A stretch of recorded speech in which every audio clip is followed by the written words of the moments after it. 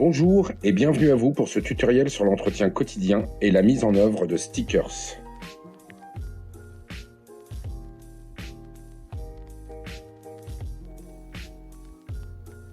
Tout d'abord, allumez votre machine en vous assurant de l'avoir reliée au préalable à la masse pour éviter l'électricité statique de la table vacuum. Pour ma part, j'ai relié 2 mètres de fil 1,5 dénudés sur les 15 derniers centimètres dans 4 litres d'eau avec 3 cuillères à soupe de gros sel.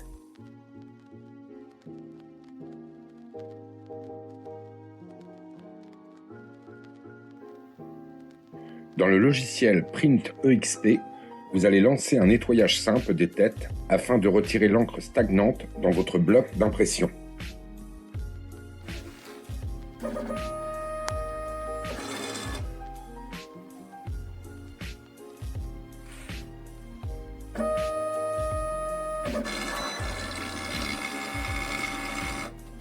Ce nettoyage n'occasionne que très peu de perte d'encre, mais il est nécessaire à chaque allumage de votre machine.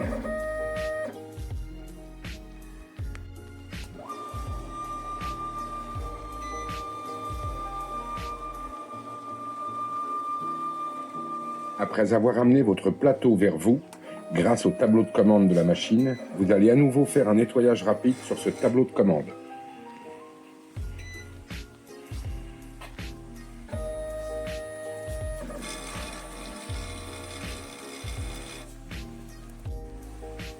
Vous allez maintenant déplacer votre bloc d'impression tout à gauche afin de faire le nettoyage manuel de vos têtes.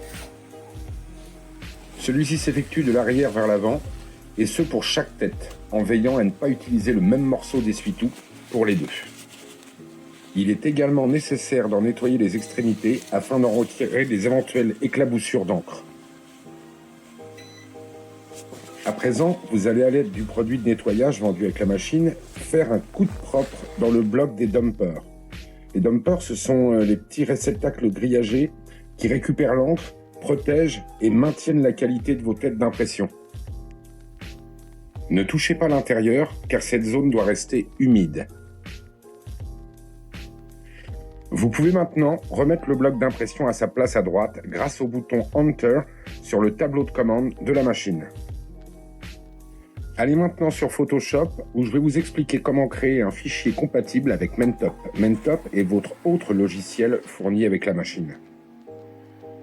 Ouvrez maintenant un fichier en faisant CTRL-O, choisissez votre visuel et cliquez sur Entrée puis Images, Mode et Couleur CMJN. Retirez le cadenas du calque, supprimez l'arrière-plan qui vous gêne avec la baguette magique, puis retournez dans Images et reniez les pixels transparents. Allez maintenant sur votre calque et cliquez droit, puis sélectionnez des pixels. Allez maintenant sur Calque et à droite, représenté par un carré rayé, cliquez sur Nouvelle couche de ton direct qui se nomme W1 et faites OK. Maintenant, faites un clic droit sur votre couche nommée W1 pour dupliquer cette couche. C'est à ce moment qu'il va falloir nommer cette nouvelle couche en W2 avec un W majuscule et faites OK.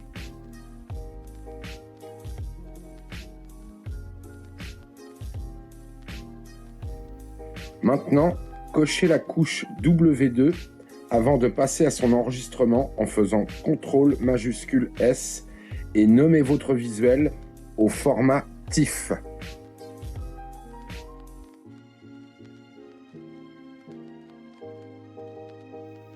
Validez votre enregistrement en cochant sans compression d'image. Ouvrez à présent Mentop, puis cliquez sur le File et New, puis sur le symbole Ouvrir fichier dans la barre des tâches, en vous assurant que le format est bien celui de votre feuille à imprimer.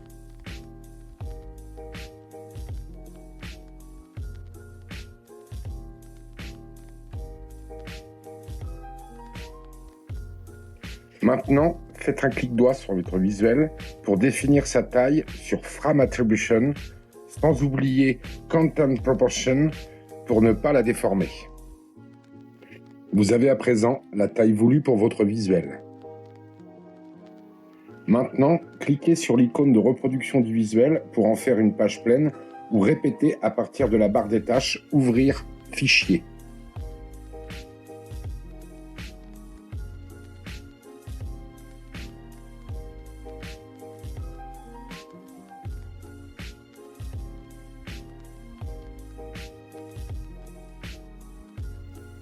Cet outil vous permet de reproduire horizontalement ou verticalement vos visuels pour en faire une pleine page ou simplement une ligne.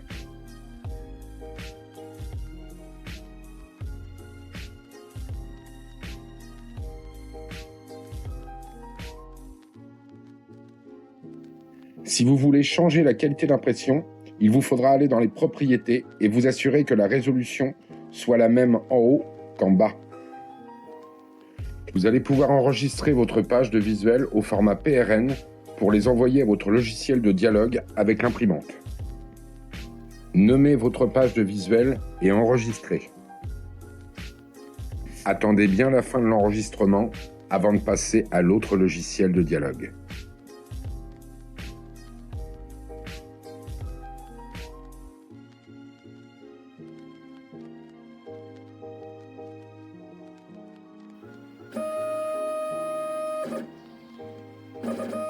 Retournez sur Print EXP et cliquez sur Open File et ouvrez votre visuel PRN. Allez dans Settings et en fonction de votre papier autocollant, choisissez la marge qui convient. Vérifiez également que la température des têtes soit au-delà de 20 degrés pour une meilleure impression, ou faites-les préchauffer à l'aide d'un sèche-cheveux. À nouveau dans Settings, la mention CWV, qui correspond à couleur blanc verni, peut être changée si vous désirez une impression recto verso pour le vert par exemple. Cette fois-ci, elle sera couleur, blanc, couleur et verni. Trouvez maintenant votre visuel PRN dans la colonne Print Job List et en cliquant dessus, préparez la case Print.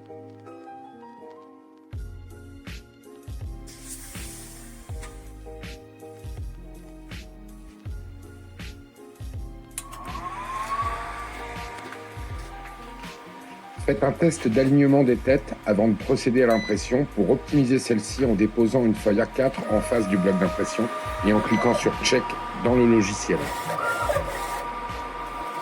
Ce test est très rapide et il vous permet, avant d'envoyer l'impression, de connaître la qualité et de savoir qu'elle va être parfaite.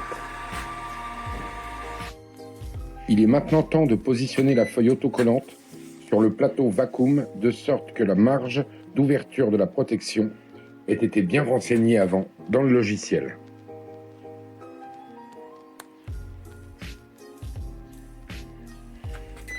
Enclenchez le bouton Succion sur le tableau de commande de la machine pour que la feuille se retrouve fixée par aspiration et retirez la pellicule de protection sans toucher le reste de la feuille. Vous le constaterez par vous-même, c'est beaucoup plus pratique avec les deux mains. Ayez toujours une poubelle à proximité car vous allez avoir beaucoup de déchets. Passons au réglage de la hauteur du bloc d'impression. Celui-ci définit la hauteur de projection de l'encre qui ne doit jamais se retrouver au-delà de 3 mm de la cible à imprimer, quelle que soit sa taille. Celui-ci se règle avec les boutons Decline et Rise sur le tableau de commande de la machine.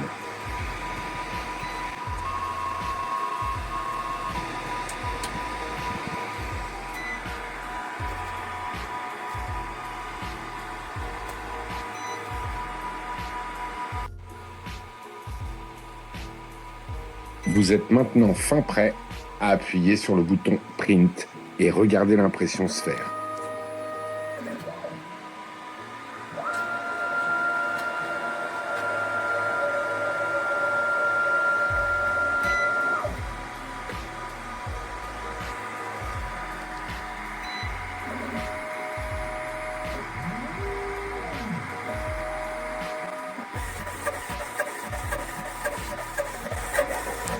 Pour ma part, je laisse constamment le réglage des lampes UV 1 et 2 des deux têtes sur 60%.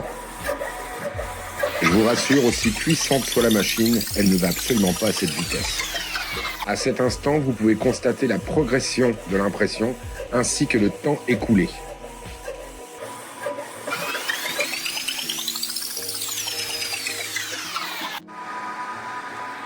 L'impression étant terminée, vous allez pouvoir maintenant supprimer le système de succion afin de pouvoir en dégager la feuille. L'impression est maintenant parfaite grâce à la prise en main de votre logiciel via les techniciens de Jerry en ligne de Chine. Cette petite astuce, grâce à l'aide d'une feuille de papier A4, va vous permettre de glisser votre film protecteur sur le plateau autocollant de manière très simplifiée. Il vous suffit de pincer le film protecteur dans les plis de la feuille A4 et de faire dérouler le système d'absorption pour faire passer le film protecteur dans les rouleaux sans vous galérer. Pour optimiser la protection, il vous est conseillé de faire chauffer la machine à laminer à 85 degrés.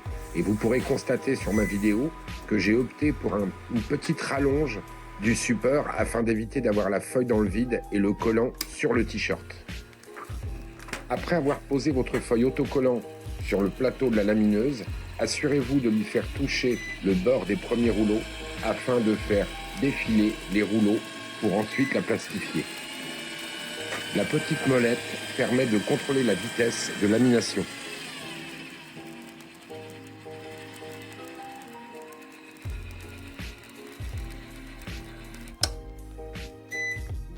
Votre planche d'autocollant est maintenant protégée par son film.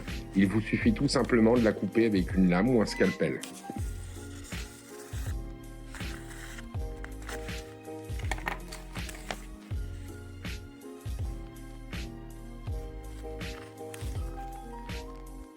Vous pouvez maintenant découper vos autocollants.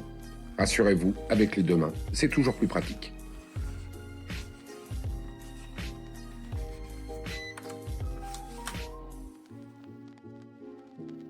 Je vous conseille de ne retirer qu'une partie de l'autocollant avant la pose, de manière à pouvoir le positionner et le faire glisser jusqu'à obtenir sa position définitive et l'appliquer correctement.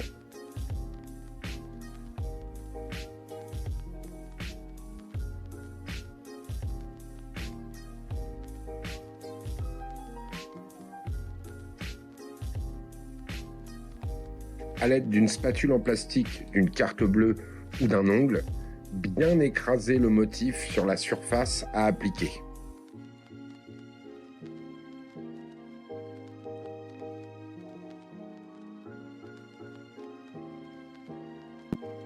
Décollez soigneusement la pellicule de protection et voilà, le tour est joué. J'ai également créé un gabarit pour faire des cartes de visite, ainsi que pour faire des coques de téléphone. Il m'a suffi d'imprimer une première fois le contour d'une taille de carte à plusieurs reprises, faire une première impression pour voir où tombait l'impression et positionner mes cartes ensuite. Il en va de même pour la coque de téléphone.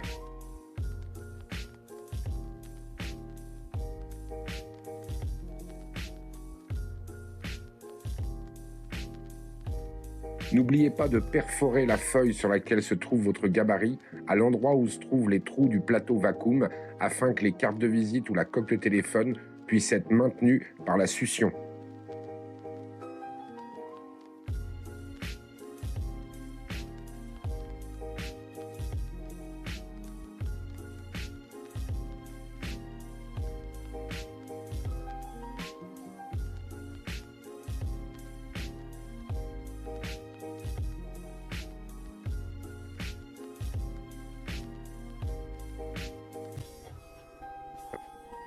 Pour ce dernier visuel, voici l'option CCD qui va vous permettre d'éviter toute manipulation mathématique de calcul pour le positionnement de vos objets ou de vos choses à imprimer, grâce à un logiciel en option également, dont je vous parlerai dans un autre tutoriel. Merci d'avoir regardé ce tuto en espérant vous avoir beaucoup aidé sur cette machine extraordinaire et son équipe irremplaçable.